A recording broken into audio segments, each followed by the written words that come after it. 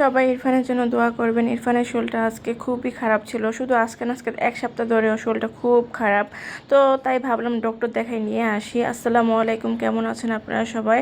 আমরা বের হয়ে যাচ্ছি রে হাসপাতালের উদ্দেশ্যে। ছেলেটা যেহেতু খুবই অসুস্থ, তাই বেরিয়ে গেলাম ডক্টরের উদ্দেশ্যে। ডক্টর দেখাবো আজকে, যেহেতু অনেক অসুস্থ, খুবই সমস্যা হচ্ছে। এই তো আমরা চলে আসছি লোবানা হাসপাতালে এসে দেখি প্রচুর পরিমাণ ভিড়। যাই হোক, আমি কিন্তু আজকে সিরিয়াল দিয়ে আসিনি, কারণ আমি বুঝতে পারিনি হঠাৎ করে আমার ছেলের শরীরটা অনেক বেশি খারাপ হয়ে যাবে।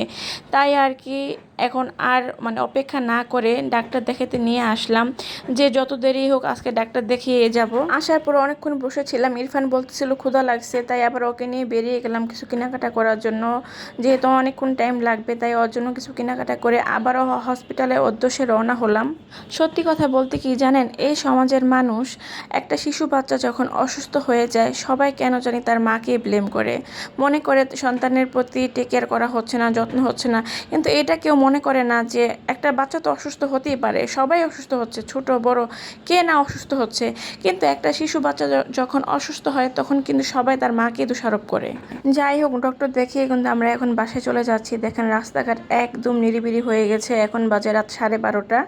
তো যাই হোক, অবশেষে কিন্তু ছেলেকে ডাক্তার দেখাইছি। তো আমরা কিন্তু রিক্সা দিয়ে গিয়েছিলাম, গাড়ি দিয়ে যাইনি, কারণ গাড়ি পার্কিং করাটা একটা ঝামেলার ব্যাপার।